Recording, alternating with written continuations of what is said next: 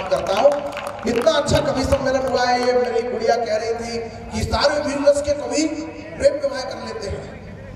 युगों से युगों तक कहानियां रही हैं, युगों से युगों तक कहानियां रही हैं, वीरता की ये भी मानियां रही हैं, वीरता की ये भी निशानियां रही हैं। एक भगवान श्री राम को छोड़ दें तो ये एक भगवान श्री राम का अपवाद छोड़ दें तो जितना वीर राजा उतनी रानियां रही है। तो वीरता पर कोई संदेह ना करे। मैं ये दावा नहीं करता, बहुत एक टिप्पणी से बस शुरू करता हूँ। मैं दावा नहीं करता, बहुत मीठा में गाता हूँ। भाई दिनेश ने कहा कि साउंड अच्छा है, फिर भी वो कह रहा है कि साउंड बढ़िया होने के बावजूद भी वो कह रहा है कि मैं भारत माता की जय नहीं बोलूंगा। एक टिप्पणी से मेरे कहने और सुनने का ढंग आप तक पहुंच जाए तो मुझे प्रारंभ कर देना। उसने कहा कि मैं भारत माता की जय नहीं बोलूंगा, सबने कहा तुझे बोलना पड़ेगा, साउंड अच्छा है। मैंने कहा रे मवेशी, तू भारत माता की जय बोलना भी मत, गंदी जुबान से मंत्रों के जाप नहीं किए जाते। रात के 2 बजे युवा शक्ति का आवाहन करता हूँ, गंज वासोदा की धरती का आवाहन करता हूँ। मुझे बताना कि मैं राष्ट्रभक्त जिंदा दिल लोगों के बीच में आया हूँ, जिनके हृदय में पानी, जिनके शिराओं में पानी नहीं रक्त बहता है। मुझे सूचित करिएगा कि बनना है तो युवा साथियों भारत की तकदीर बनो, धर्म ध्वजा की रक्षा करने भारत के तीखे तीर बनो। बहुत बिखरे हुए लोग बैठे, कई तो उल्टे बैठे। अब इसके बीच भी कविता की बात अगर हो जाए, राष्ट्र की बात हो जाए तो मुझे सूचित करिएगा कि बनना है तो युवा साथियों भारत की तकदीर बनो, धर्म ध्वजा की रक्षा करने भारत के तीखे तीर बनो, त्याग समर्पण देशभक्ति की एक नई बुनियाद बनो, भगत सिंह सुखदेव राजगुरु चंद्रशेखर आजाद बनो, भगत सिंह सुखदेव राजगुरु चंद्रशेखर आजाद बनो। कौन आजाद? आजादी का अमृत महोत्सव चल रहा है। आजादी के अमृत महोत्सव क्यों मनाने की आवश्यकता पड़ी? क्योंकि जिन देवताओं के तब 26 जनवरी 15 अगस्त मनाते ही थे, क्यों आवश्यकता पड़ी? जिन देवताओं के दर तक अभी कोई पूजा नहीं गया, इस वर्ष हमें उन्हें पूजना है जिन्हें अब तक पूजा नहीं गया। और 4 पंक्तियां बुद्धिजीवी लोग खड़े हैं, बैठे, उनकी उपस्थिति में कह रहा हूं कि घोर गुलामी में भी जिनकी शौकत शान पड़ी थी, जिनके दरवाजे पर सत्ता सुविधा लिए खड़ी थी, उन्हें भूलकर जिनके ऊपर बंदी बहुत कड़ी थी, हम उन्हें पूछते गए जिन्हें ना लाठी कभी पड़ी थी, हम उन्हें पूछते गए जिन्हें ना लाठी कभी पड़ी थी। तालियां कम है, मैं बहुत देर से मेरा क्रम आया है, लेकिन दावा करता हूं जिस आदेश के साथ, जिस विश्वास के साथ आदरणीय भाई साहब ने मुझे जो कहने के लिए बुलाया है, स्वामी विवेकानंद जी का यह मंच है, मैं आप तक अपनी बात की यात्रा कर शुरू करना चाहता हूं। कौन आजाद? ये युवा शक्ति का सर हिल रहा है, ये युवा शक्ति मुझे विश्वास दे रही है, तब कहता हूं कि हाँ, आजाद वही जो भारत माँ की आंख का तारा था। मनाइएगा आजादी का अमृत महोत्सव गंज वासोदा वालों।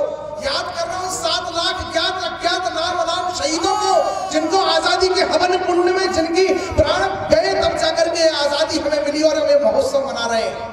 हाँ, आजाद वही जो भारत माँ की आंख का तारा था, भारत की आजादी का आजाद स्वयं ही नारा था। खेल खिलौने ना भाई, वो हथियारों से खेला था, निर्मम कोड़ों को बचपन में तन पे अपने झेला था, शेरों सी हुंकार को सुनकर तख्त फिरंगी डोल गया, आजाद रहूंगा जीवन भर में भरी अदालत बोल गया, आजाद रहूंगा जीवन भर में भरी अदालत बोल गया। भाई साहब आप ताली क्यों नहीं बजा रहे? बजा तो लेता हूँ थोड़ा सा। रात के 2 बजे मुझे पता है आपने बहुत तालियां बजाई हैं, लेकिन हम भी तो कभी देश के सर्वश्रेष्ठ संचालक और कभी जिनको सुनकर मैं कभी बना हूं, हमारे ओरछा में आए, उनको सुना और मैंने उस दिन तय किया कि इस क्रम में जाकर के देश में जागरण का काम करना है, मुझे शशिकांत यादव जी जैसा बनना है। ऐसे मेरे गुरु के संचालन में काव्य पाठ कर रहा हूँ। मेरी जिम्मेदारी है कि मैं उनके लिए बेहतर माहौल में उनको कविता पढ़ने के लिए आमंत्रित करूँ। तब निवेदन, हाँ, आजाद वही, कोई उनके जैसा, कोई उनके बाद नहीं हो पाएगा, आजाद सरीखा कोई फिर आजाद नहीं हो पाएगा। बलिदानों की आभा में वो नाम प्रभाकर जैसा है, राष्ट्रवाद की ज्योति का आयाम दिवाकर जैसा है, उसने छोटी सी आयु में बड़ा काम कर डाला था, स्वाभिमान से सारा भारत साथ खड़ा कर डाला था, स्वाभिमान से स्वाभिमान को अपना शीश झुकाता हूँ, भारत माँ के अमर पुत्र की अमर कथा दोहराता हूँ, भारत माँ के अमर पुत्र की अमर कथा दोहराता हूँ।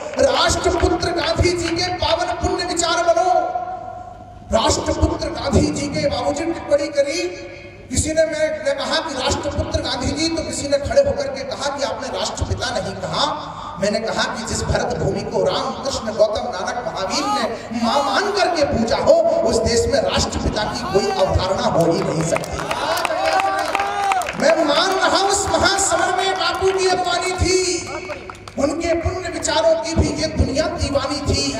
जो मैं कह रहा हूं हिंदुस्तान में सिर्फ मैं कहने की हिम्मत रखता हूं, आप आशीर्वाद दीजिएगा तो आपका ये बेटा कहता रहेगा। मैं मान रहा हूं उस महासमर में बापू की अगवानी थी, उनके पुण्य विचारों की भी ये दुनिया दीवानी थी। पर ये भी मानो उसके पीछे ताकत थी बलिदानों की, भगत सरीखे वीरों की और शेखर से हनुमानों की, जिसके साहस को देख फिरंगी बहुत अधिक डर जाते थे। बड़ी लाश थी फिर भी उनके पास तलक न जाते थे। जब गोरों के मंसूबों पर घोर घटा छा जाती थी, तब बापू की याद उन्हें समझौते को आ जाती थी। 7 लाख कुर्बानी दी थी। बड़े लोग बैठे, आप खामोशी से सुनिएगा, मैं क्रम पूरा करता हूँ। 7 लाख कुर्बानी दी थी, भीषणतम संग्राम हुआ, बिना जंग के नहीं सुलभ आजादी का परिणाम हुआ। डर से झुका फिरंगी शासन। मैं देखना चाहता हूं यहां पर बैठे हुए लोगों में से अखंड भारत का सपना किसके मन में पलता है, और भारत के खंड खंड होने का दर्द किसके मन में पलता है कि डर से झुका फिरंगी शासन और अधिक झुक सकता था। कुछ लोग समर्पण ना करते तो बंटवारा रुक सकता था। कुछ लोग समर्पण ना करते, प्रणाम करता हूं गंज वासोदा को, कुछ लोग समर्पण ना करते तो मुझे नहीं लग रहा है कि मैं कम लोगों में पढ़ रहा हूं, कुछ लोग समर्पण ना करते तो बंटवारा रुक सकता था। लेकिन उनको तो जल्दी थी सत्ता को हथियाने की, सीएम पीएम सांसद मंत्री जैसे पद को पाने की। इसीलिए तो समझौतों की शर्तों को स्वीकार किया और मिथक दुर्घटना कहकर नेताजी को मार दिया। और मिथक दुर्घटना कहकर मैं थोड़ा और कड़वा हो रहा हूं। और नेताजी एक प्रखर अभ्यर्थी बने थे नेताजी, राष्ट्रवाद का अर्थ बने थे नेताजी, जिसका तुम हकदार बताते हो खुद को, उस आजादी की शर्त बने थे नेताजी, उस आजादी की शर्त बने थे नेताजी। और मिथक दुर्घटना कहकर नेताजी को मार दिया। हमने तभी से दंश सहे हैं यारों बस विस्फोटों के, घायल होकर भी मुस्काए, घाव बहुत है चोटों के। हमारे बाबा के ऊपर वर्षों से वुजू किया जा रहा था, घायल होकर भी मुस्काए, घाव बहुत है चोटों के। लेकिन अब इस भंवर धार में हमने बहना छोड़ दिया। हमले हमने नहीं किए, बस हमले सहना छोड़ दिया। हमले हमने नहीं किए, बस हमले सहना छोड़ दिया। और हमने हमला सहना छोड़ा तो बोले देश असहिष्णु हो गया। योगी बाबा ने नाम बदल दिए। क्यों बदल दिए नाम? प्रयागराज कर दिया, इलाहाबाद का। पूछा बाबा से क्यों कर दिया? बाबा ने जो उत्तर दिया, उनके संकल्प में गंज वासोदा का संकल्प शामिल हो जाए। बाबा से मैंने पूछा, बाबा आपने नाम इतने क्यों बदले? बाबा ने उत्तर दिया कि मत कहो हमसे कि काम ये कैसा किया है, हमने तो नाम बस पहले जैसा किया है। मत कहो हमसे कि काम ये कैसा किया है, हमने तो नाम बस पहले जैसा किया है। हम पर हुए हमलों की कहानियां बहुत हैं, जख्म है जख्मों की निशानियां बहुत हैं।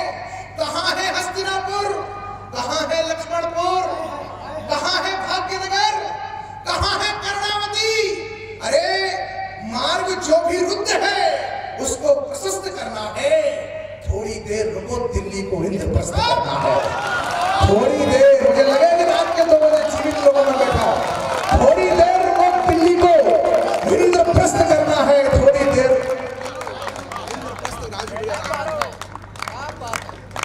थोड़ी देर रुको, दिल्ली को, थोड़ी देर रुको, दिल्ली को इंद्रप्रस्थ करना है।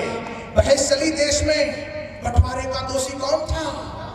जो भी था, जैसा भी था, वो नेक नहीं था।